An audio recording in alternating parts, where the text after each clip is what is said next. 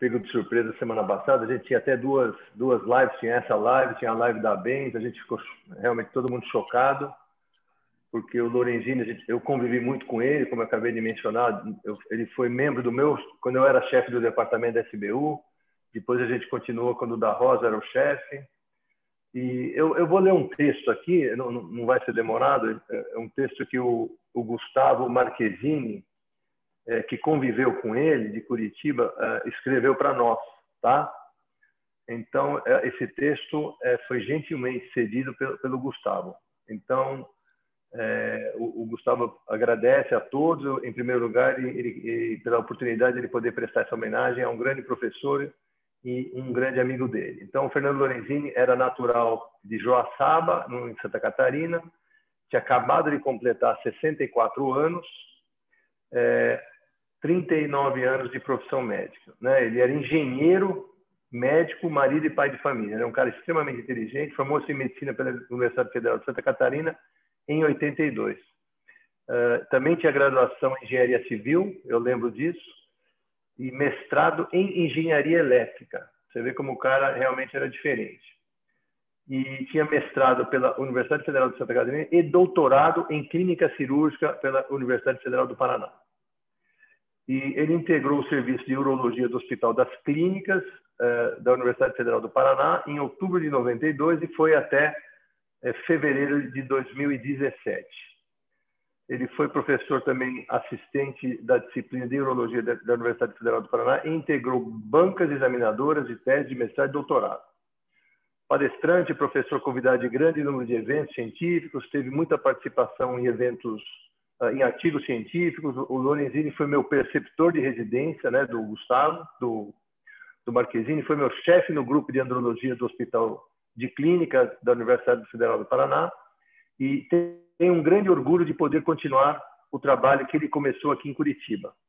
Era dono de uma mente brilhante, sempre à frente do seu tempo, dono de um bom humor e enorme senso de amizade, preocupação com a técnica cirúrgica e com pacientes das quais eu pouco vi na minha vida.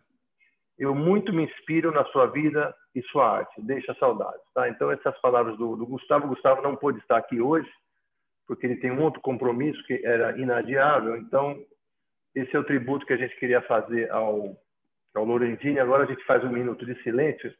Eu vou fechar meu microfone e você conta aí, Henrique, um minuto, por favor.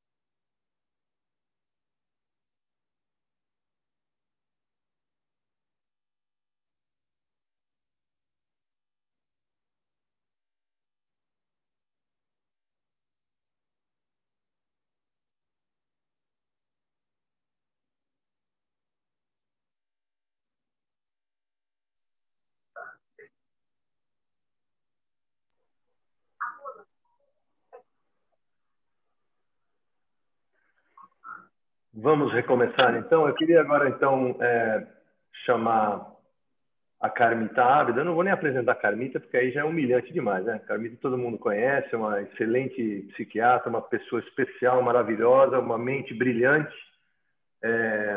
Ela odeia ser chamada de sexóloga, mas... Carmita, você está por aí? Está me ouvindo? Está me ouvindo? Agora estou te ouvindo, estou te ouvindo. Tá bom então, o som? Tá ótimo o som, tá ótimo o som. Então, a Carmita vai falar sobre distúrbios ejaculatórios. Eu já tive o prazer até de fazer uma aula com ela recentemente, acho que na pandemia.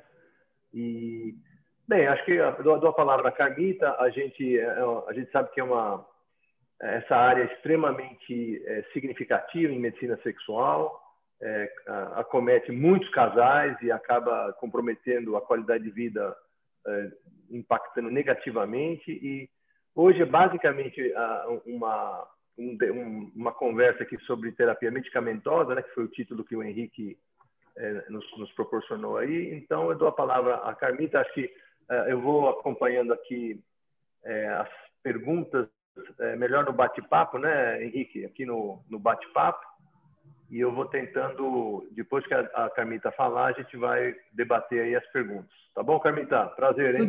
Tudo bem. Muito obrigada. Eu vou fazer o seguinte. Primeiro eu quero agradecer ao Henrique, em especial, e a você também, Berteiro. Estamos mais uma vez nessa parceria. Muito obrigada por esse convite, Henrique. Muito obrigada a você, Berteiro, por estar aqui moderando comigo. E, é claro, compartilhando, e a gente vai trocar bastante ideia. Eu vou apresentar alguns slides, porque eu acho que é uma expectativa das pessoas ter um pouco isso documentado, né? E aí, depois, eu vou ser bem breve nessa apresentação desses slides, foram, inclusive, slides que a gente levou para o último Congresso Paulista de Urologia, e eu tinha que apresentar em 10 minutos, eu vou ver se aqui eu consigo apresentar em 15, pelo menos, né? Porque foi uma pauleira mesmo, mas aqui, para a gente poder ter mais ideia, trarei em 15 minutos, e depois a gente discute cada um desses temas, porque eu acho que o mais importante não é o medicamento, ponto,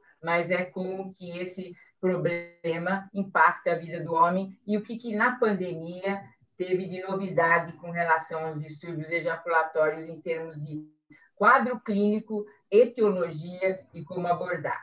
Então, deixa eu colocar aqui o compartilhamento. Compartilhar.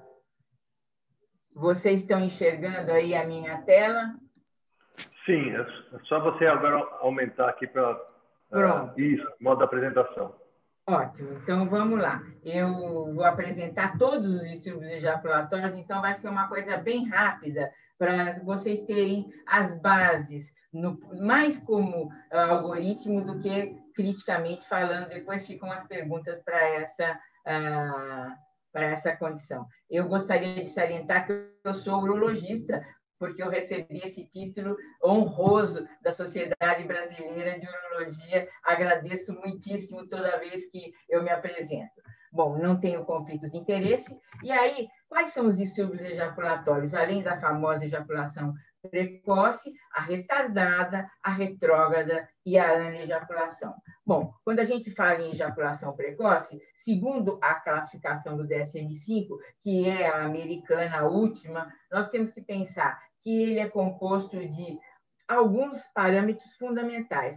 É aquela ejaculação que acontece com estímulo mínimo e que isso não é eventual, é persistente, é recorrente, no mínimo, e, portanto, vai aparecer em 75% a 100% das vezes, por um período de 6 meses, no mínimo, que a gente espera, não é alguma coisa que está acontecendo no momento que o homem está passando por uma situação difícil, quando pode ter temporariamente uma precocidade, e é também fundamental que ele sofra, que ele se incomode por isso.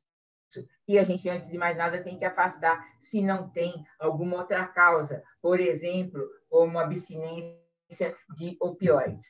Aí, a etiologia, a gente vê que é bastante imprecisa. Eu trouxe aí para vocês que fatores psicogênicos, não há dúvida, a gente sabe quanto que as experiências sexuais precoces, a ansiedade, a frequência sexual quando ela é muito pequena, quando o indivíduo é muito impulsivo, tudo isso interfere. Agora, hoje ainda a gente fica tentando entender se existe, de fato, uma hipersensibilidade peniana, se as alterações hormonais, especialmente se fala em hormônios da tireoide, eu não acredito, mas está na literatura, uma predisposição genética, aí eu percebo que existe uma luz nesse caminho, vou explicar mais para frente por quê, de indivíduos que são hiperexcitáveis e que têm um reflexo ejaculatório muito rápido. Mas é muito importante também a gente observar as alterações no receptor da serotonina nesses indivíduos. Vamos lá.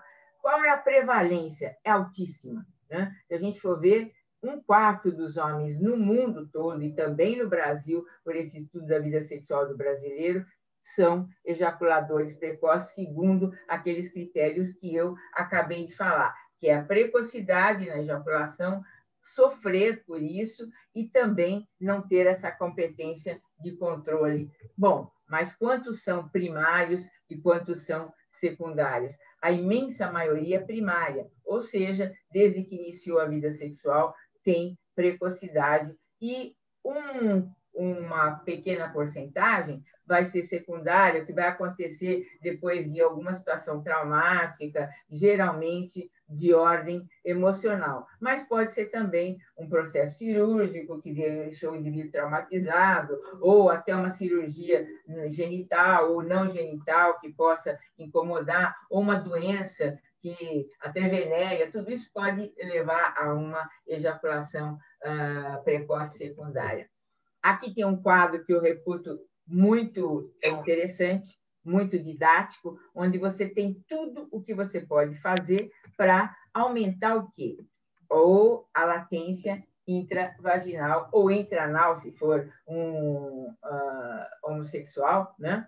Então, esses são tratamentos, todos eles, exceto a terapia sexual, que vão basicamente, como vocês estão vendo aqui, se preocupar com o aumento do tempo de latência intravaginal. E aqui do lado eu tenho as desvantagens, né? As vantagens são esse aumento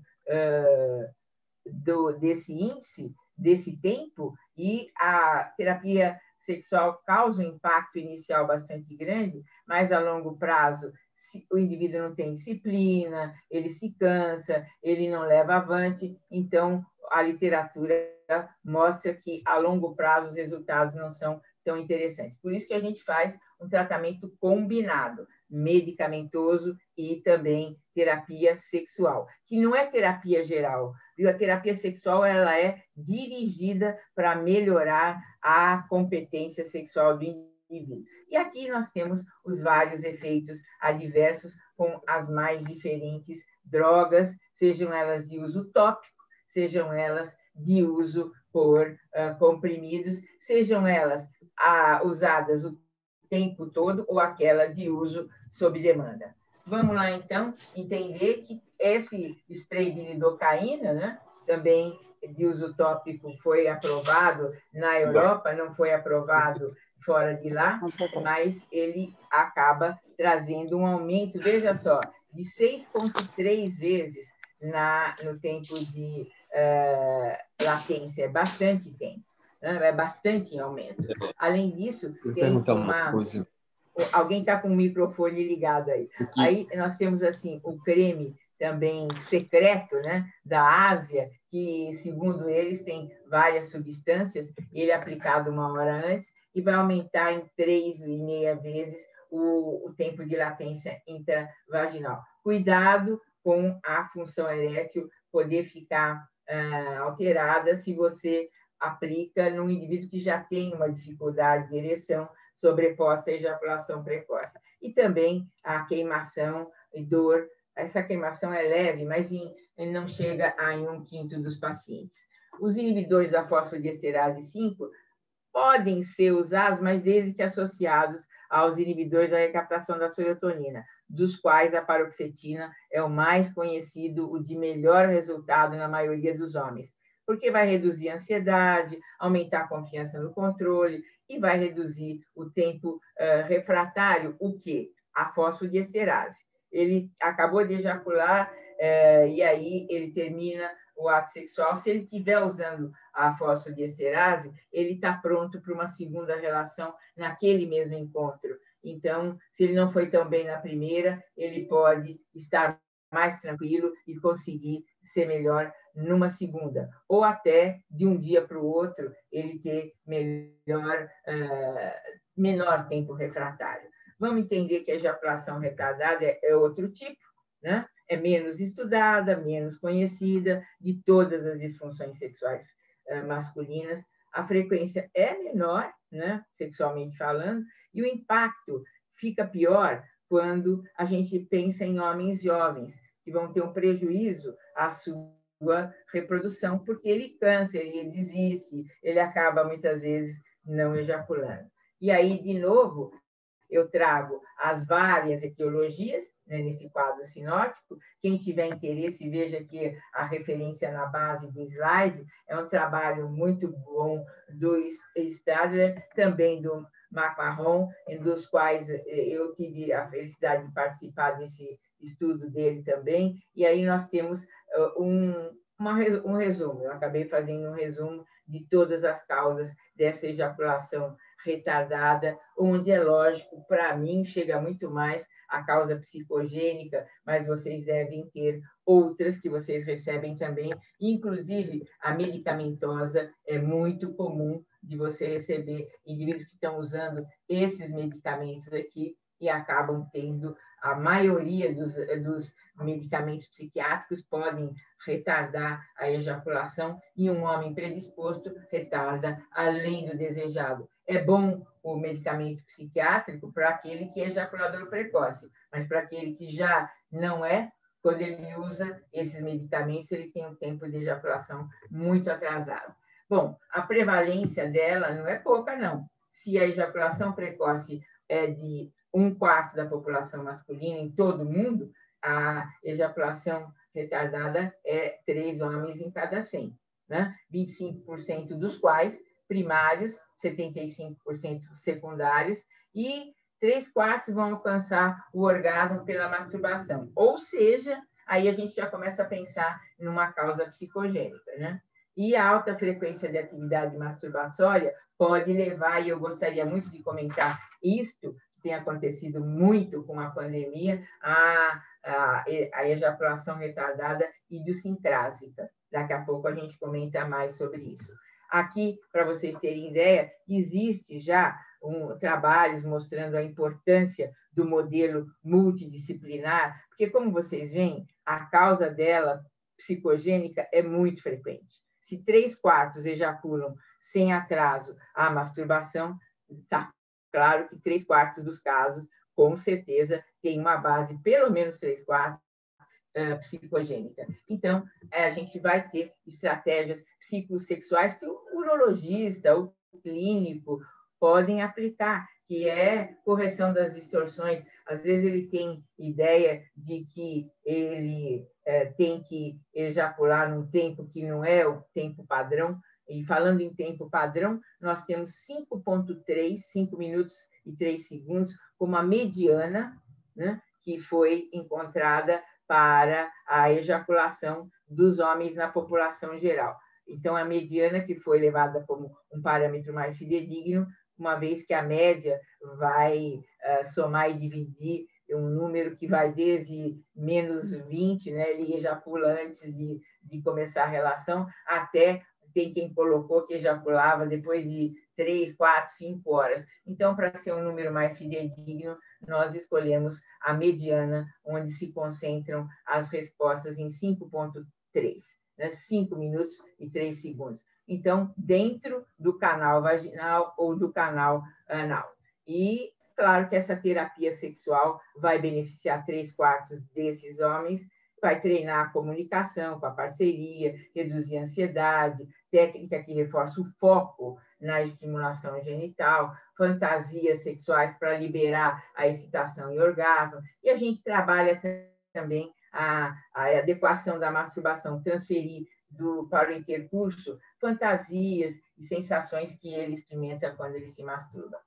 Não tem um medicamento aprovado, mas a gente tem que ter cautela, né, com os relatos de literatura, porque tem baixa evidência, e também não tem ensaios clínicos robustos para demonstrar a eficácia dos tratamentos. Em todo caso, cabergolina e bupropiona são os medicamentos de primeira escolha para o tratamento. E como é que é isso? A cabergolina está indicada, né, como um uso off-label, que, na verdade, ela é usada em hiperprolactinemia, atuando como agonista do receptor de serotonina, e daí ela diminui o período refratário em homens, diminui a prolactina e o hormônio liberador de tireotrofina. Ela é considerada, se o nível mais alto de prolactina estiver presente nesses pacientes com ejaculação retardada, mas também, independente do nível de prolactina, como eu mostrei aí, tem os artigos, veja aí, 3 e 4, do Fujimoto e do Butcher, considerando o uso dela fora dos níveis altos de prolactina. Cuidado com fibroses pericárdicas e retroperitoneais que podem ocorrer como efeitos adversos. A bupropiona é uma outra alternativa, né? É um inibidor da recaptação da dopamina e da noradrenalina, e ela ajuda muito na reversão de queixas sexuais de inibição, das mais diferentes. Falta de desejo, ejaculação retardada, é considerado um antídoto, né? Que você associa aos inibidores da recaptação da serotonina. Está deprimido, precisa usar o inibidor da recaptação da serotonina, associa com a bupropiona, se está usando um serotoninérgico, tipo uma fluoxetina, sertralina, e aí equilibra um pouco esse efeito sobre a ejaculação. Alta dose precisa ser usada e os comprimidos são de liberação imediata, que funcionam melhor. Tem aqueles que são de liberação ao longo do tempo. Não, é preferível de liberação imediata, porque não interfere com o sono, porque ele, como ele excita, como ele torna a pessoa mais alerta, porque ele é dopaminérgico e noradrenérgico, então é melhor tomar de manhã e um comprimido de liberação imediata. E é claro que é cuidado com hepatotoxicidade, a doses mais altas, como 450 miligramas, o ideal seria ficar entre 150 e 300, e pode ser também suicídio. Claro que a pessoa tem que ter uma predisposição e sintomas psiquiátricos. Daqui a pouco a gente comenta isso na discussão. Bom, outras drogas, ocitocina, a ciprofloxacina, agonistas alfa-1 adrenérgico, buspirona. A buspirona é um ansiolítico que controla a serotonina. É muito bom para quem não pode usar a bupropiona porque fica muito exaltado. Talvez a buspirona é receituário branco, você pode indicar 10, 20, 30 ou mais miligramas, dependendo da gravidade da ejaculação retardada. Então, como eu disse, eu coloquei tudo aí que é utilizado e, se vocês quiserem conhecer qual é a eficácia desses todos, vocês têm aqui esse artigo, vejam a referência, muito bom ler esse artigo. Aí pega um por um desses medicamentos, fala da dose, fala dos efeitos colaterais, fala das indicações, isso tudo com base no FDA. Então, é o Sadovski que publicou em 2016 essa maravilhosa meta-análise. Veja aqui mais que ele coloca, tudo que eu coloquei num único slide, ele está detalhando aqui, vale a pena ler esse excelente artigo do Sadovski. Bem, aqui o tratamento por estimulação vibratória do pênis também é uma outra possibilidade. Se aplica 1 minuto na área do frênulo por 3 vezes, alternadas com 3 interrupções para descanso. Vai usar isso durante 3 meses, aí avalia, né? E pode repetir mais 3 meses. Os resultados, né, são colocados na literatura como positivos em 2/3 dos casos, né? Mas eu acho que amostras maiores são necessárias e mais estudos, porque quem tem uma base psicogênica não vai se beneficiar, a menos que seja um efeito placebo com essa estimulação vibratória. Bem, aqui eu trago de novo, né, esse outro artigo, para quem quiser, do Daniel, do Sadovski, Daniel Sadovski, como eu falei, falando agora, né, sobre essa revisão de literatura da ejaculação retardada, com evidências limitadas de eficácia, e ele salienta, por que eu coloquei isso aqui? Porque no final ele fala assim, olha, a etiologia precisa ser identificada, né? E como a etiologia precisa ser identificada, a abordagem multimodal é fundamental, porque eu posso olhar como psiquiatra o aspecto emocional, você como urologista pode encontrar o uso, né, de alguma substância que está incomodando ou de algum efeito de todas aquelas causas que foram apresentadas, que eu não vou me delongar nelas para a gente ter mais tempo para discussão. Então, não há dúvida que, idealmente, não só para ejaculação retardada, é trabalhar de forma interdisciplinar com sexualidade em qualquer patologia, é o melhor dos mundos, que a gente consegue em um hospital escola, mas que, claro, que na vida prática fica não tão acessível assim. Com relação a ejaculação retrógrada e a anejaculação, ela é retrógrada, né, porque ela segue a direção inversa, ao invés do esperma sair para o exterior, ele é direcionado para dentro da bexiga, e as causas mais comuns é a medicamentosa, por exemplo, alfa-bloqueadores, neuropática, diabetes, paraplegia, iatrogênica, né? Quase 100% das cirurgias conservadoras de próstata, por exemplo, ou do colo vesical, podem levar a essa condição. E claro que o tratamento é saber qual é a causa e tentar suprimir na medida da possibilidade, né? A anejaculação é ausência, não tem emissão de esperma, né? E a causa pode ser desde psicogênica, neurológica, como a polineuropatia diabética ou etílica. Também nós podemos ter uma causa neurológica e das mais diversas, e a iatrogênica, a próstato-vesículo-lectomia radical, ou quando o reto é amputado, só para citar alguns exemplos que vão afetar de forma iatrogênica a ejaculação, e aí, paciência, né? Ela não será mais possível, e se é possível, se é uma causa psicogênica, se é uma causa neurológica, eu vou tentar suprimir a causa para tratar. Bem, concluindo, para a gente ter tempo para discussão, a conduta vai ser sempre partindo de uma história detalhada, eu vou identificar a causa e sanar quando eu puder.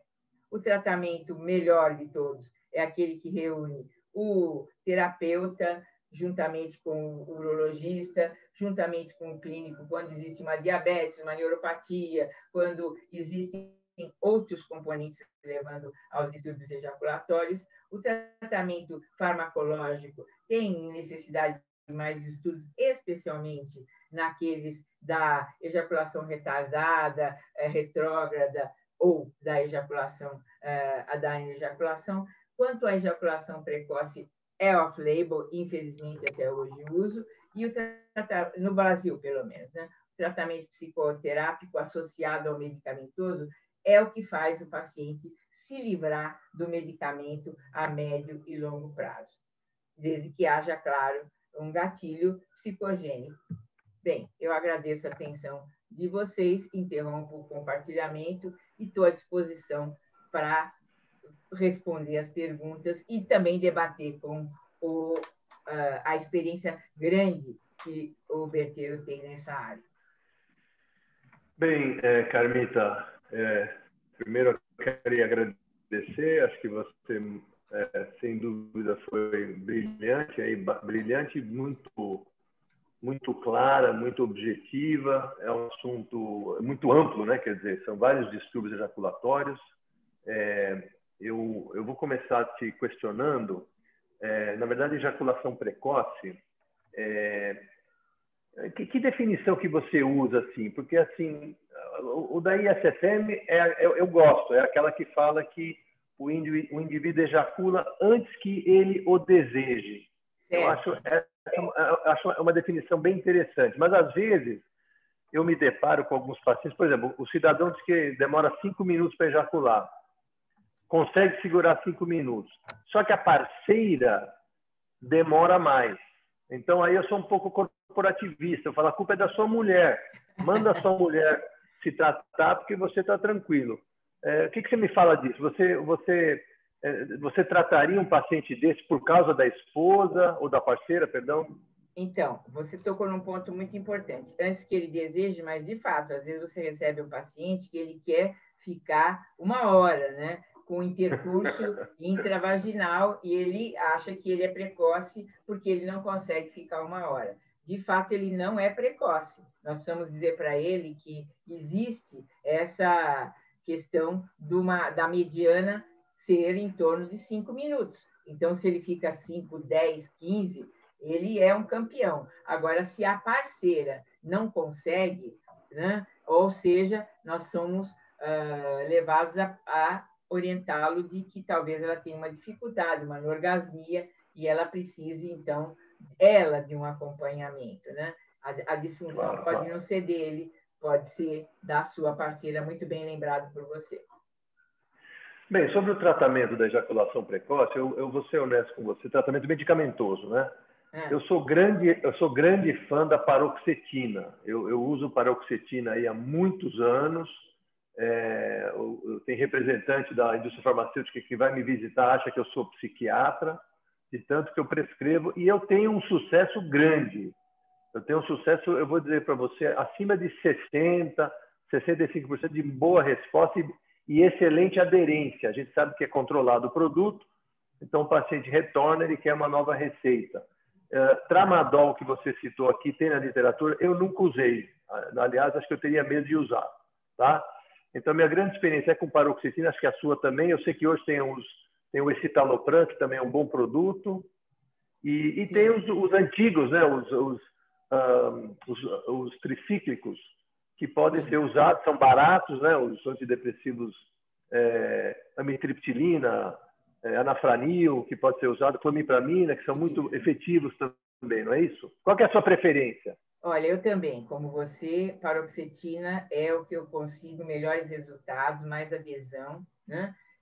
Mas a longo prazo, você sabe que qualquer inibidor da recaptação da serotonina vai dar ganho de peso, né? Embora os efeitos colaterais dos inibidores da recaptação da serotonina não sejam a boca seca, como os tricíclicos, o mal-estar gástrico na dimensão dos tricíclicos, a longo prazo, se é um homem tem uma tendência a engordar, ele começa a ter, depois de 3, 4 meses, fissura por carboidrato e por doces, né? E aí ele começa a reclamar que ele está engordando. Então, o melhor é mesmo introduzir a paroxetina, mas ir trabalhando ele no sentido dele ter um controle sobre a sua ansiedade. A paroxetina tem que ser usada uso contínuo, nada de ficar dando sob demanda, porque é uma medicação que, primeiro, só age sob acúmulo. Não adianta dar um comprimido e achar que vai agir.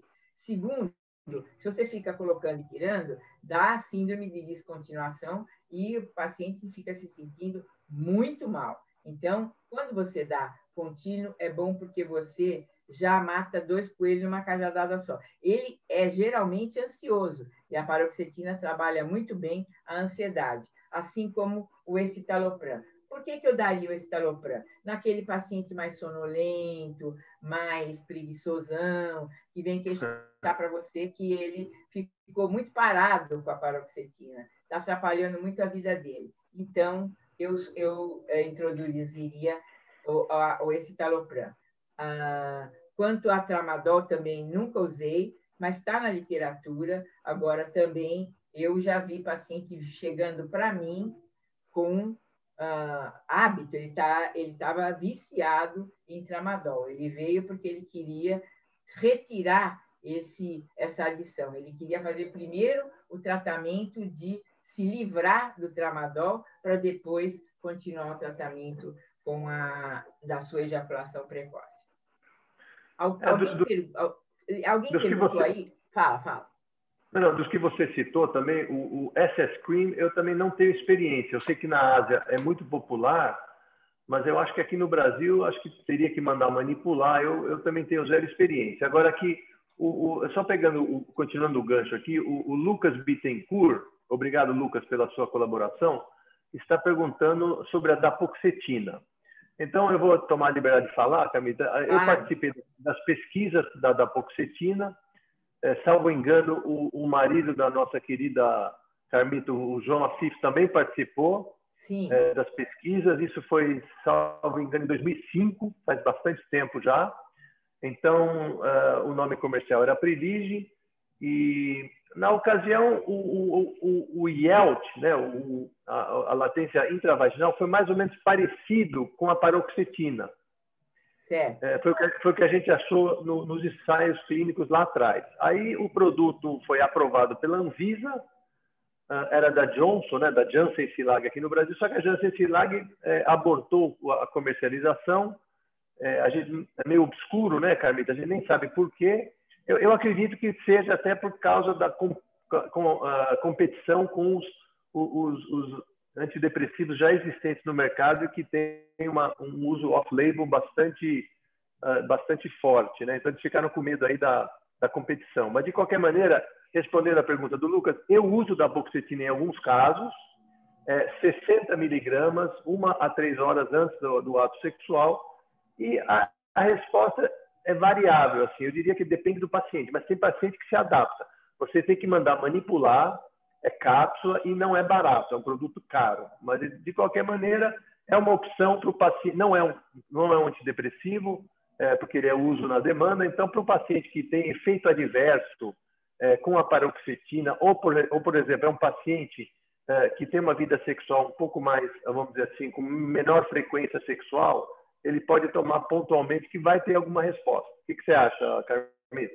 Eu concordo. Existe, então, aquele paciente para o qual a paroxetina está indicada, que é aquele ejaculador precoce que você não vê sinais de ansiedade de uma forma mais ampla.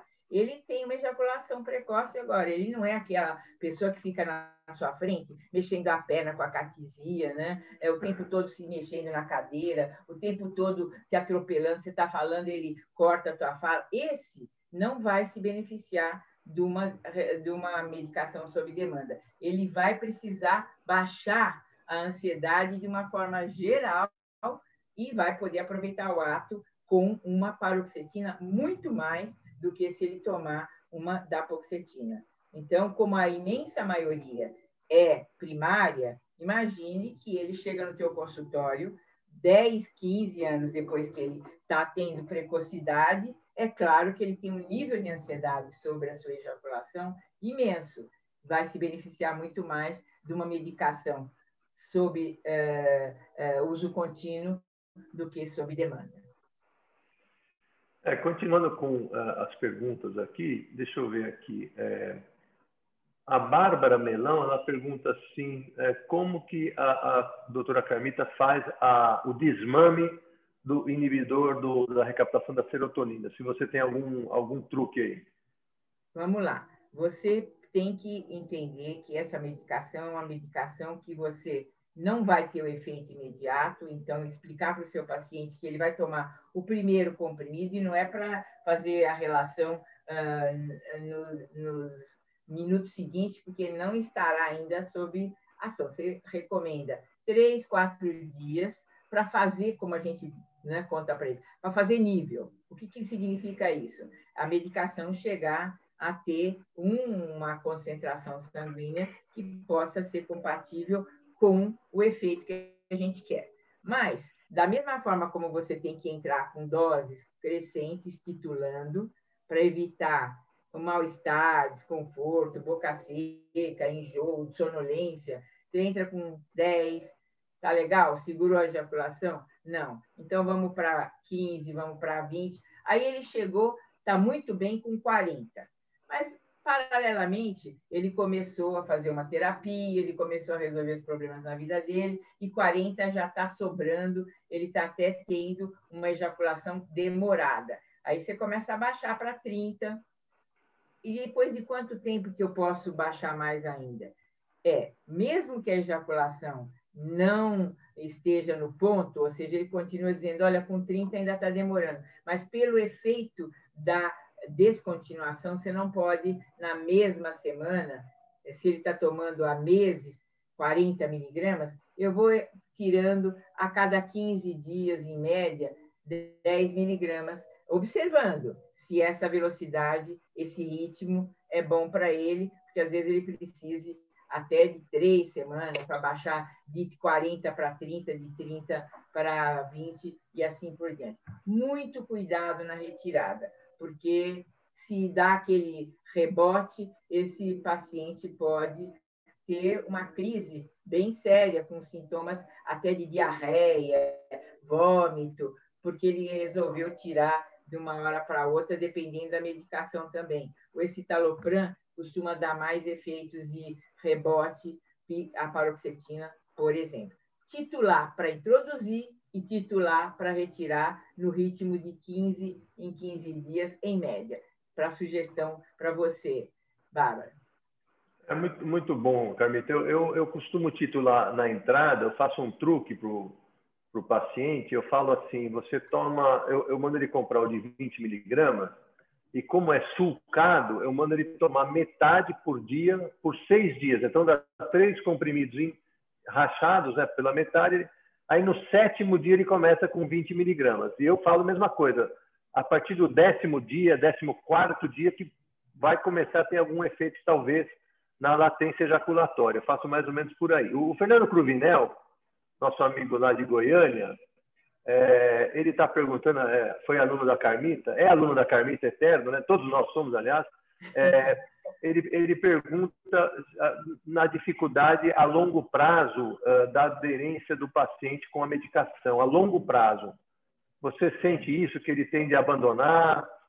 O que você pode... Olha, Fernando, obrigada pela pergunta e obrigada pela sua presença. Eu vou dizer uma coisa para você. Pelo contrário, eu tenho dificuldade dele querer fazer um tratamento que seja de fato para se livrar da medicação. Ele chega e fala, doutora, já está bom, cheguei onde eu queria, eu tô ótimo, então terapia eu não quero fazer agora não. É uma pena, porque ele vai ficar dependente da medicação e às vezes eu vejo um caso muito bom de resolver se ele aprender, porque eu vou explicar por que a terapia precisa do remédio no começo. Ele, tanto seguro de que ele não vai ejacular rápido, ele consegue se observar. Porque esse é um homem que não tem o que os outros têm, que é aquela ideia, estou quase ejaculando, então eu vou começar a me distrair um pouco, eu vou começar a me excitar menos. Ele não tem essa previsão. Quando ele vai fazer, já acabou. Então, ele tem, quando toma paroxetina, a possibilidade de exercitar isso. Opa, agora acho que eu estou muito excitado, então eu vou diminuir o ritmo, eu vou dar uma distraidinha aqui e vou levando. Mas quando eu explico para ele que ele vai aprender a fazer isso sozinho e eu vou poder tirar o remédio, não, mas eu estou bem, eu tô contente assim. Então, eu tenho muito mais pacientes que ficam contentes com o remédio e querem tomar a vida toda do que falam, não aguento mais o remédio, eu não tenho uma outra alternativa para mim. Agora, também eu tenho alguns que não querem tomar remédio e não querem fazer terapia. E aí, a única alternativa, eu não sei se o Beteiro tem alguma outra experiência, para não dar o tramadol, por exemplo, a gente faz uso tópico de alguns pomadas anestésicas, né? A mais famosa, eu vou ter que falar o nome comercial, que é a Enla, que é realmente muito potente. E eu aprendi com os meus pacientes que não precisa passar durante o ato. Como é que eles... logo lá nos idos de 1900 e bolinha, quando eu comecei a explicar que ele teria que passar no pênis e usar camisinha para que a parceira não fosse anestesiada ou o parceiro não fosse anestesiado, eles não gostavam da ideia. Aí até que chegou um no meu consultório e falou, doutora, mas a senhora falou para passar na hora e eu estou fazendo diferente. Eu falei, como é que você faz? Eu bisunto, né, o meu pênis no banheiro, fico lá uns 20 minutos, dou uma anestesiada, daí eu lavo e aí eu vou para o ato. E aí ela não fica na anestesia e eu também não preciso usar o preservativo porque me incomoda muito ter que parar o ato para vestir o preservativo. Então, eu comecei a recomendar para aqueles que não precisam usar o preservativo, né, porque sexo de risco não é bom, né, fazer esse método que o meu paciente acabou me explicando lá há vários anos atrás. Bem, tem mais uma pergunta aqui, Carmita, mas um pouco diferente. Está perguntando o Camilo Milanês se você tem observado alguma alteração na ejaculação ou na ereção com o uso da maconha. Que a maconha hoje é como o cigarro antigamente, né? É muito popular. Você tem alguma experiência que seus pacientes falam para você? Sim, eu tenho muito paciente, Camilo, ótima pergunta, que usa a maconha como se ele estivesse usando uma paroxetina, por exemplo. Ele fala, bom, se eu vou ter que usar alguma coisa, doutora, então eu prefiro ficar com a maconha. E aí eu falo, pera um pouquinho, mas você tem que entender que é um uso que vai, a longo prazo, acabar com as suas células cerebrais. Você vai estar numa condição de estar se prejudicando. Não, mas então, se é para usar alguma coisa, eu uso a maconha. Infelizmente, tem essa questão. E agora, Camilo, o que eu tenho observado é que aumentou muito a vinda dos pacientes com queixa de ejaculação retardada ou anejaculação, exatamente porque estão usando, pela pandemia, álcool, maconha em doses maiores do que utilizavam. E uma outra coisa que eles estão fazendo é masturbação, sexo virtual adoidado. Então, quando vai fazer o sexo presencial, ele não tem necessidade mais, acabou, esgotou, e ele acaba, às vezes, tendo até perda de ereção frente a uma relação presencial, porque a masturbação é tão exata, é tão equilibrada, a autoerotização, que não tem graça, às vezes, ter um ato sexual onde ele tem que seduzir, ele tem que se integrar, então ele acaba perdendo a libido no sexo presencial por conta do sexo virtual. Esse sexo virtual hoje, especialmente os jovens, né, Carmita, abaixo de 25 anos, eu tenho visto que é um problema muito sério, né? Eles realmente, a gente sempre fala que a masturbação é boa, mas ela não pode ser apenas substitutiva ao sexo. Quando ela é totalmente substitutiva ao sexo, vai fazer realmente muito mal para esse jovem na vida sexual no futuro. O nosso querido amigo aqui, Francisco Fonseca, aqui de São Paulo, está perguntando, é uma pergunta porn para você. Ele está perguntando se você sugere alguma posição na relação sexual, eu acho que ele deve estar imaginando uma relação heterossexual, para retardar a ejaculação. Se tem alguma posição, por exemplo, papai e mamãe, sei lá, cachorrinho, coqueirinho, sei lá. Que tipo de posição... Essa posição da mulher por cima e e também conchinha são as menos estimulantes para a maioria dos homens. Então, são as posições que a gente também pode orientar. Agora, tem uma questão importante, que é a frequência. Além da posição, a frequência. Às vezes, o indivíduo faz uma relação a cada 3 meses e não quer ser precoce. Vai ser precoce, né? Porque ele tem uma necessidade represada ali muito grande.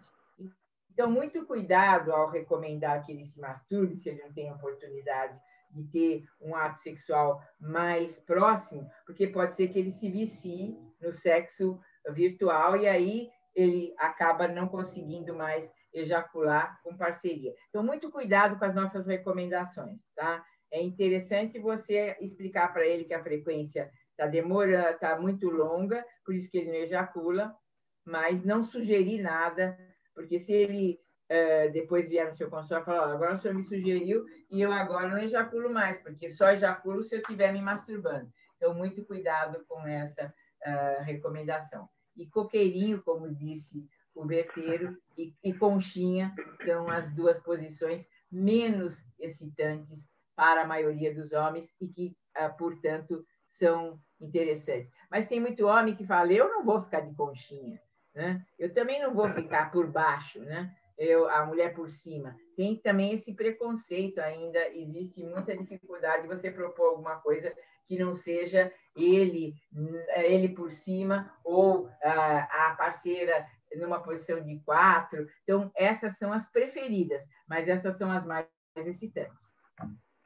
Ô, Carmita, eu vou associar duas perguntas. Uma são terapias alternativas. Uma do Francisco Fonseca, uma do Henrique Schweitzer, perguntando sobre, por exemplo, yoga e terapia tântrica.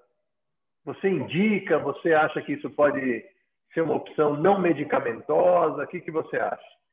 Acho que ajuda, sim, para quem tem, né, disposição, porque não vai ser uma sessão de yoga que vai resolver. Tem que ter um contínuo.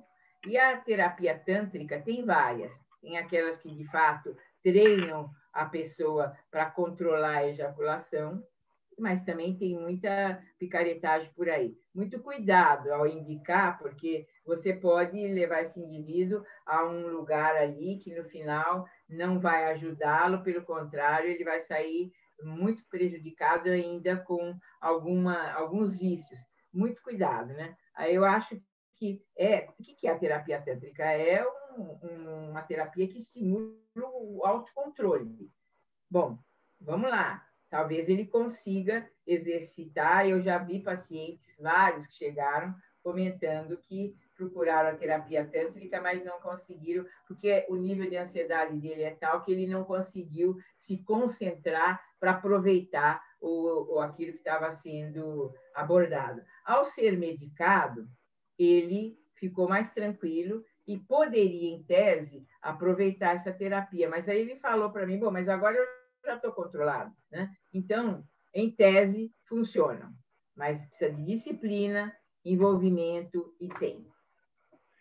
Ô, Carmita, rapidinho aqui, o Bruno Linhares está perguntando qual dose inicial para escitalopram.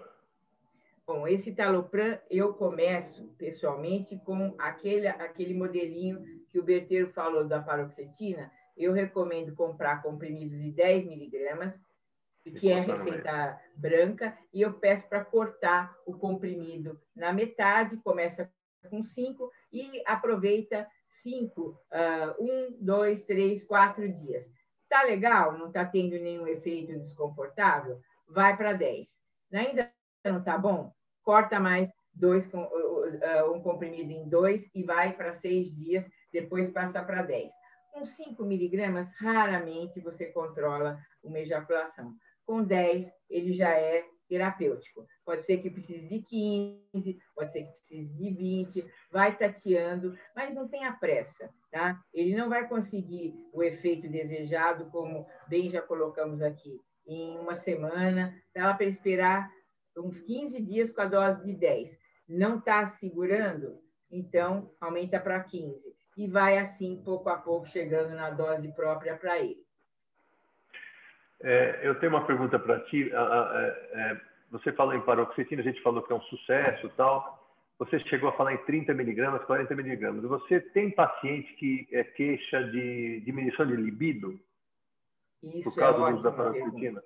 Ótima pergunta. E aí acontece, né? Quando você começa a aumentar muito a dose, ele fala, bom, eu controlei a ejaculação, mas agora eu estou sem vontade de fazer sexo. Sem dúvida, é uma alternativa que pode acontecer. Então, o que a gente faz? Como que eu vou lidar com isso? Se eu associar uma bupropiona, uma buspirona, dose baixa, posso ter sucesso, como posso perder o controle que ele tem. Mas vale tentar. Eu tento antes, gente, sinceramente, o inibidor de PDE5. Você fala, mas se ele não está com desejo, algum desejo sobrou, né? E aí o que acontece? Ele tem ereções ao longo do dia espontânea, porque aí você usa o diário, que vai fazer com que ele tenha ereção diante de um estímulo durante o dia. Esse registro é muito importante para estimular a vontade de fazer sexo. Se com esse inibidor de PDE5 associado à paroxetina, ele não recupera o desejo, aí eu ou baixo a paroxetina, que tem o risco dele voltar a ejacular rápido, ou associo uma buspirona para poder diminuir a paroxetina. Porque a buspirona, ela é um sedativo, ela é uma medicação ansiolítica e que não tem efeito negativo sobre a libido. Muito bom. Deixa eu falar perguntar um pouco para você. Ninguém perguntou. Talvez eles estejam inibidos sobre justamente ejaculação inibida ou ejaculação retardada. Uhum. É um distúrbio sexual que a gente, quando o paciente fala que está com dificuldade de atingir ou não atinge, a gente já fica meio assim, não gosta do paciente, porque você sabe que é um problema, é um pepino, é um paciente pepino. Eu tenho usado, acho que até aprendi com você, a cabergolina 2 vezes por semana. Eu queria saber, você mostrou didaticamente, muito legal, aí vários medicamentos e a listagem de efeitos adversos, inclusive, é bem assustador. Qual que é a tua experiência hoje com... Eu sei, obviamente, tem a parte da terapia sexual, mas assim, nós estamos falando de medicamentos. O que você usa mais para ejaculação inibida? Olha, de fato, a cabergolina ou bupropiona, um ou outro. Quando é que eu vou escolher a bupropiona? Quando eu percebo que esse indivíduo ele é letárgico, ele é assim lento em geral, ele está meio paradão, então ele vai se beneficiar de uma medicação dopaminérgica. Então eu passo para 150 de bupropiona e de novo, começa com 150 de manhã para ele poder dormir, porque se você administrar à tarde ou à noite ele não dorme, porque é uma medicação que alerta, né? Então, 150 uma semana, 2, 3, não foi efetiva, vai para 300. Raramente eu uso 450, porque ele fica muito excitado com isso. E a cabergolina, para aquele paciente que você percebe que ele é eutônico, ele não é paradão, ele só tem uma ejaculação que está retardada. De novo, hoje em dia, vocês vão receber muita queixa de ejaculação retardada ou anejaculação. Pesquisem sexo virtual. Pesquisem uso abusivo de pornografia. Na nossa área, especificamente o urologista, acho que os colegas vão concordar, a gente vê muito homem acima dos 60 anos, o homem já idoso, que ele acaba tendo mais dificuldade de atingir o orgasmo. Aí provavelmente pode ser alguma causa psicogênica, mas também talvez alguma causa orgânica, inervação, né, o sistema de autonômico com alguma alteração na bainha de ambiente, sei lá, alguma coisa assim, já foi estudado, mas a gente percebe que é bastante frequente assim no homem acima dos 60, dos 70 anos. Isso, é bom você repetir qual a dose que a gente costuma usar, que é importante, acho que, para os colegas, né? É que é uma dose que tem que ser cuidadosa, a cabergolina, por exemplo. Né? Você usa 0,5 miligrama, segunda e quinta. Meio comprimido, 2 vezes por semana. Isso, tá? Tipo segunda e quinta, né? Segunda e quinta está ótimo. É isso que eu faço. Para esses indivíduos assim mais velhos, sem dúvida, eu concordo com você. Não é tanto pelo uso de internet e pornografia, é mais porque é da idade mesmo. Ele vai, às vezes não é nem que ele ejacula mais tarde, às vezes ele perdeu o volume de sêmen também. Isso para ele é uma tragédia, a queixa sobre, olha, eu estou ejaculando muito pouco, parece que não ejaculei. A queixa sobre isso também é muito frequente. Aí, né? Paciência, isso a gente não vai conseguir. Claro. Aí eu sempre questiono o paciente assim, primeiro, você tem orgasmo? A sensação do orgasmo é igual? Aí eu basicamente falo para ele, então namora no escuro, porque você não precisa saber o volume do sêmen. É claro que tem parceiras ou parceiros que querem fazer aquela lambança com o sêmen, né? Joga na cara e tal. Isso aí também já foge do nosso âmbito. Mais alguma coisa, Carmita? Eu acho que eu estou vendo aqui, o Henrique está por aí, ó, a gente já passou mais de 1 hora. Não. É óbvio que com a Carmita é tudo muito, muito leve, muito prazeroso aqui falar com a Carmita. Eu queria fazer uma última pergunta. Carmita, é o seguinte, quando você encaminha o paciente para terapia e se você considera que é muito importante a participação da parceira junto com o paciente na terapia? Excelente, Henrique. Olha, eu sempre encaminho para terapia. Eu acho que é muito importante. Hoje, para o ejaculador precoce, por exemplo, além da técnica daquelas que a gente já falou, tem uma terapia que está ganhando muito terreno, mindfulness, que é excelente não só para ejaculação, mas é uma forma de ele fazer um pouco um contato consigo mesmo, e não é difícil, ele vai aprender a ter um tempo que ele vai ter uma atenção plena sobre si. Essa é uma terapia que está ganhando muito terreno no campo da sexualidade. Eu acho excelente. Aí você fala, mas se for orgânica, o que ele vai ganhar com isso? Vai ganhar porque ele tem repercussão no emocional. Quanto à parceira, quantas vezes você chama a parceira e você tem a surpresa, porque aquilo que ele descreveu não tem nada a ver com aquilo que acontece, né?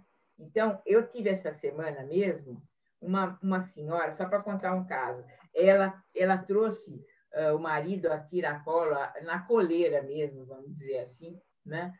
Primeiro no telefone, ela queixou demais dele, disse que ele era um tarado, que ele não saía da internet, que ela já estava cansada, que eu era a última esperança porque ela ia mandar ele para o inferno, porque ela já tinha passado miséria com ele. Bom, aí traz o rapaz, um senhor já de 60 anos, altamente sexualizado, sim, ele não negou nada, ele disse que ele realmente faz sexo com o que tiver, ele traça, e quantas vezes precisar, ele está pronto. Mas ela está junto, entende? Ela faz troca de casal. E acho que é porque também está acontecendo dela, está no momento que ela já não quer mais, ou sei lá, ele pode ter criado uma situação de ciúme, alguma coisa nesse sentido, desandou ali, mas há anos que os dois fazem juntos tudo isso. Eu imaginei que ela era uma mulher altamente magoada, que estava ressentida, que ele fazia as coisas por baixo do pano, que ela vinha saber de alguma forma, mas não, ela é uma companheirona dele na prática compulsiva. Os dois fazem sexo muito frequentemente, mas agora ela resolveu que ela precisa tratá-lo. Então, é muito importante a gente ouvir a parceira ou o parceiro quando você tem uma queixa sexual.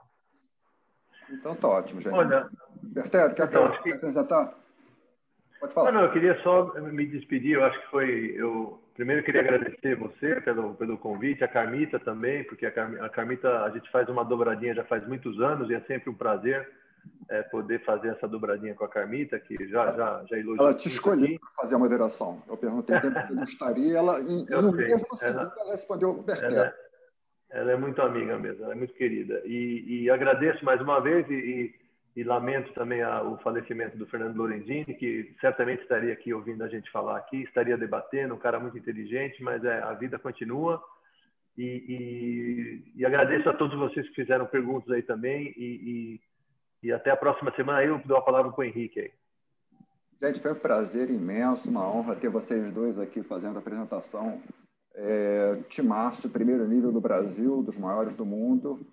É uma honra ter vocês aqui. Eu fico muito agradecido, muito honrado, muito satisfeito, feliz. Espero que todos tenham aproveitado bastante. E aviso que o vídeo vai estar gravado no YouTube, talvez a partir de amanhã já, para quem quiser. Vai estar disponível. Muito obrigada, Henrique, pelo convite. Obrigada a todos que estiveram aqui com a gente. Foi uma honra estar aqui de novo com vocês. Um grande abraço, obrigada por tudo. E se cuidem, né? A gente precisa se cuidar também, não só dos nossos pacientes. Beijo, Carmita. Boa noite a todos. Boa noite. Boa noite a todos.